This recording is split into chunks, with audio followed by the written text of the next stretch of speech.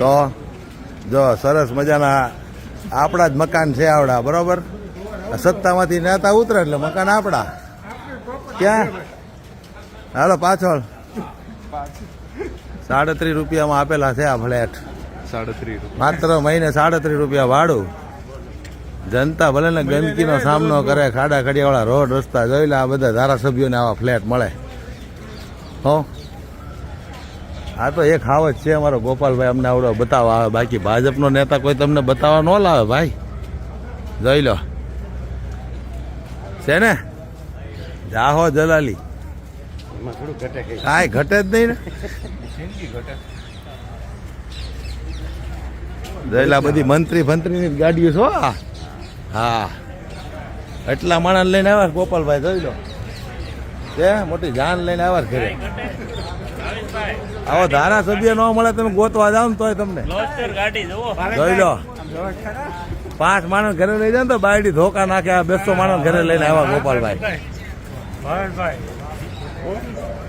છે ને, આ બધી ઇમારતો જનતાના ટેક્સના રૂપિયે બનેલી, જનતા વેરા ભરે એના રૂપિયે બનેલી. ધારાસભ્યોને 37 રૂપિયામાં આપી દે ભાડે.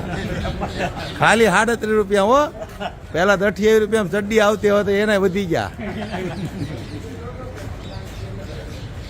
જોઈ લો છે ને, જાહો જલાલી. હા, અમારો ધારાસભ્ય છે ભાઈ.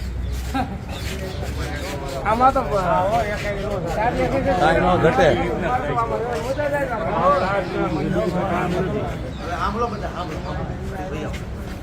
આ બધા ધારાસભ્ય તમારા પૈસા તમારા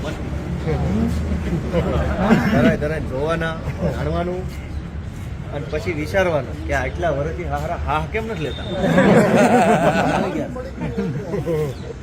ખાઓ પીઓ નાઓ ધો એશ કરો, વ્યવસ્થા છે. પબ્લિકના પૈસા બીજો કામમાં જોજો તમે, તમને ખબર પડે. આ કોઈ બતાવો ને, મેં કીધું ભલે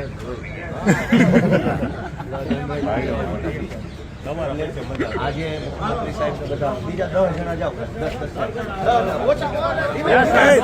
થોડા બધાને જોવા મળશે. ભાજપ વાળા ભળી જાય ને તો એના કાર્યકર્તા વેન કરશે.